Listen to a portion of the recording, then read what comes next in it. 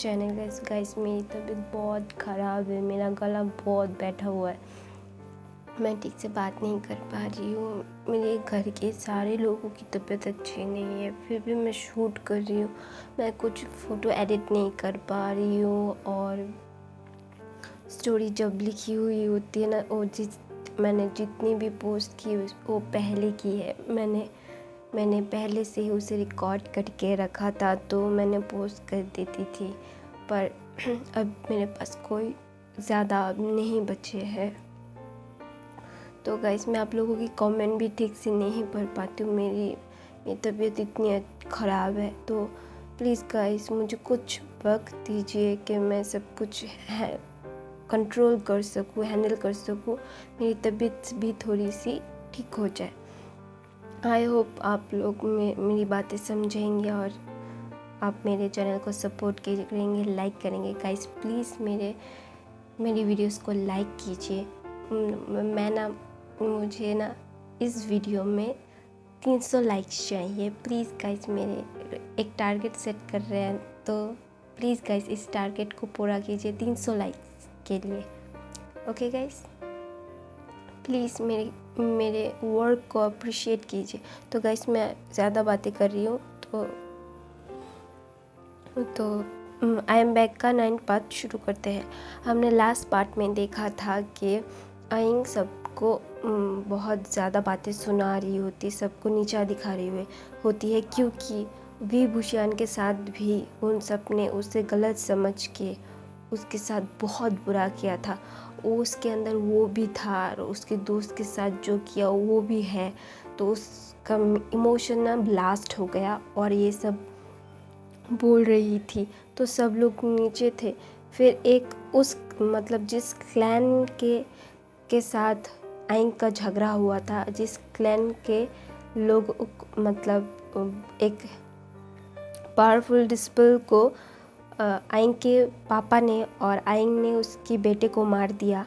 तो उस क्लैन का बहुत हाई रैंक वाला लीडर नहीं, हाई रैंक वाला मेंबर बोलता है कि हाँ हमें पता है गलती हुई है, लेकिन तुमने ये अच्छा नहीं किया, उसे मारना नहीं चाहिए था और लीडर आपने तो उसके पापा को हमारे एक अच्छे कल्टिवेटर को मार दिया, क्यों? फिर उसके पापा को गुस्सा आ गया और वो बोल रहा है कोई मेरी बेटी को हार्म करने की कोशिश करेगा और मैं चुप रहूँगा। तुम ऐसा सोचते हो? तुम्हें पता है ना मैं कौन हूँ और मैं क्या कर सकता हूँ। वो डिसिपल चुप हो सहम जाता है। उसे पता होता है कि आइंग के पापा बहुत शक्तिशाली है, वो बहुत बड़े कल्टिवेटर है। वो चाहे तो वो अकेले ही सबको मार सकते हैं।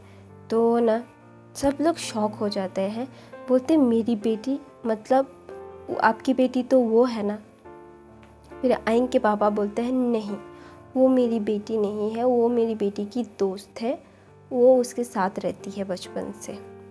फिर सब शॉक हो जाते हैं कि ये हमने फिर सब लोगों का माइंड एकदम ब्लास्ट हो जाता है, क्योंकि इनके साथ बहुत से लीडर के हायर्स ने बहुत ही रूडली बात की थी, क्योंकि वो एक नौकर बन के वहाँ पे आई थी। तो वो सब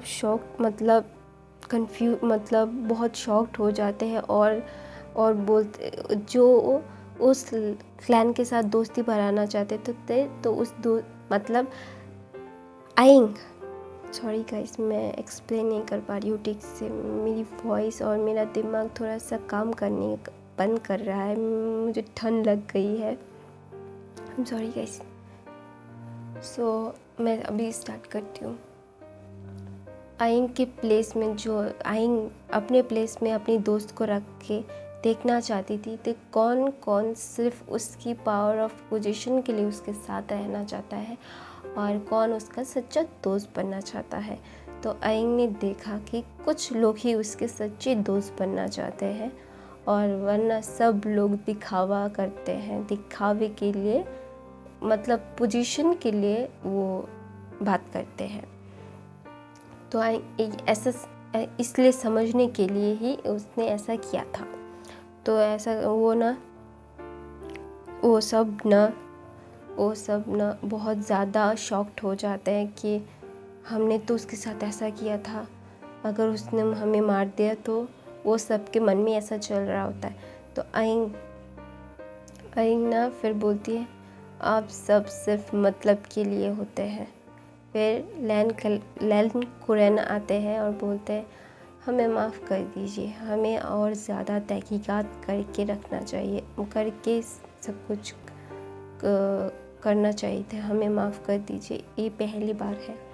फिर आइंग बोलती है ये पहली बार नहीं है जो आप लोगों ने गलत डिसीजन लिया और उसकी वजह से किसी मासूम की जान और ज़िंदगी ख़राब हुई है, जान गई है और ज़िंदगी ख़राब हुई है। तो जब आइंग ये बोलती है ना, तो वांग जी ना आइंग को देखने लगता है कि वो सही कह रही है, क्योंकि उन लोगों की गलती की वजह से विभूषण की जान गई थी और अब किसी लड़की की ज़िंदगी बर्बाद हो रही थी। तो ना आइंग ने ऐसा बोला तो उसे शक, मतलब वो तो आधा कंफर्म ही था, मतलब थोड़ा सा शक, मतलब थोड़ा सा अपने मन में बात थी कि ये लड़की है, वो कैसे मेरा विंग हो सकता है, ऐसा था उसके मन में।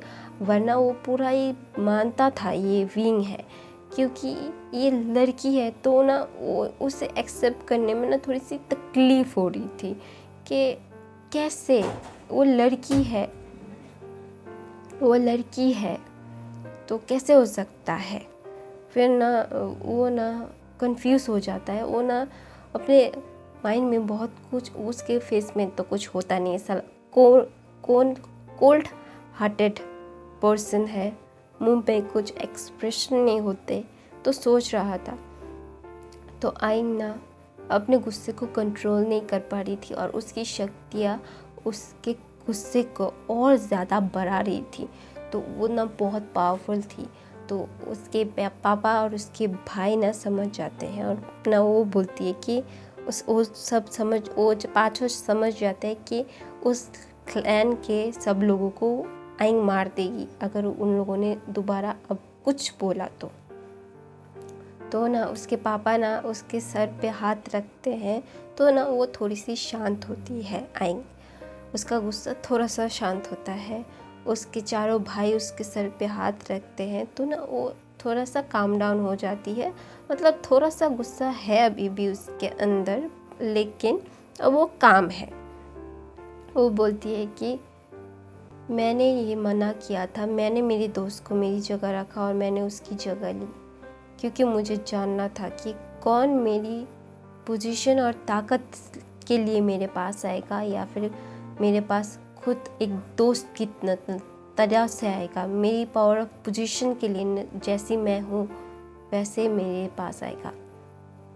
यहाँ पे ना आइंग ऐसा बोलती है और वो ना जिन लोगों ने उसके साथ गलत किया था, मतलब गलत बर्ताव किया था, गलत तो कर नहीं सकते थे, क्योंकि आइंग के क्लैन के मतलब जो नीचे भी होते हैं ना, वो उसके क्लैन में कोई नीचे नहीं होता है, तो जो जितना कल्टिवेट करता है वो उतनी ताकत पाता है। तो वो मतलब लोभी था ना, तो सब क्लैन से ज़्यादा शक्तिशाली था उस क्लैन के लीडर, मतलब लोग।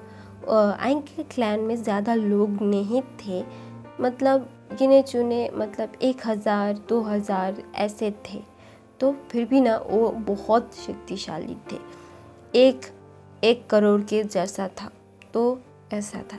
तो ना वो सब समान थे, ऐसा वो लोग समझते थे।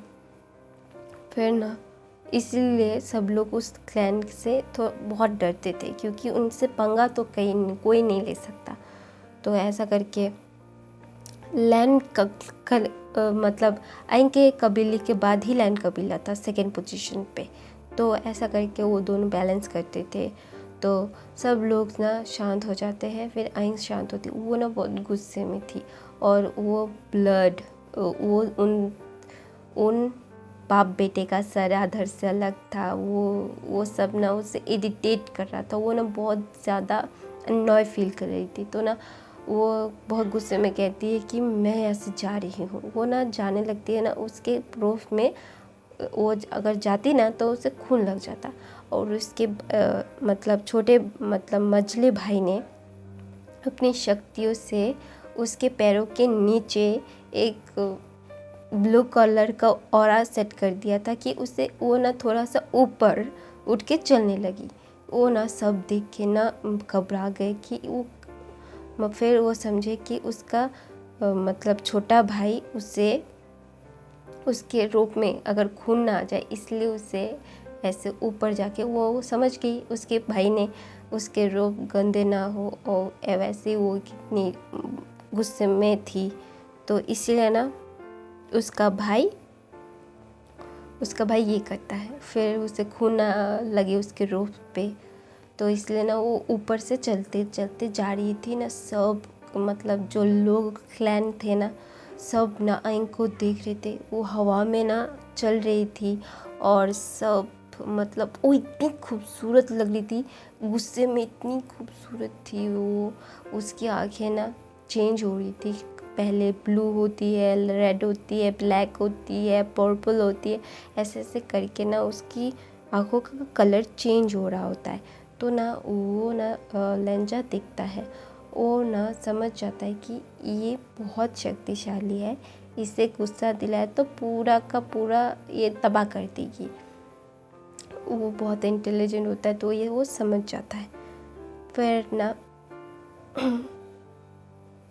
सॉरी गाइस, फिर ना फिर वहाँ से चल के जा रही होती, वो ना वो देखना भी नहीं चाहती। फिर आइंग के डैड, मैं डैड बोल रही हूँ, पिताजी उनके पिताजी, पापा बोल रही थी ना, हाँ पापा ही बोल रही तू गाइस, इतना वो नहीं होता मुझसे। और मेरी तबीयत ख़राब है गाइस, मुझे कुछ याद नहीं रह रहा है, मेरा सर घूम रहा है, फिर भी मैं शूट कर रही हूँ। मेरी आंखों के सामने तारे नज़र आ रहे हैं मुझे। Oh sorry guys. फिर ना उसके पापा बोलते हैं, आइंग के पापा बोलते हैं कि क्लीन करवाइए मास्टर लैन। फिर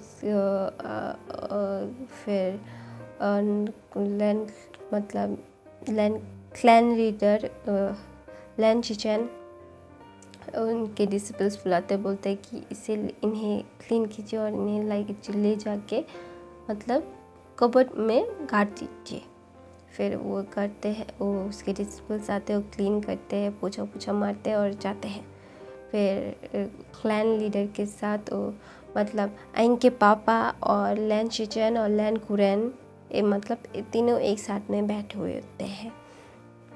और उससे थोड़ी सी दूर उसके भाई बैठे हुए होते हैं, क्योंकि उन्हें भी बात करनी थी।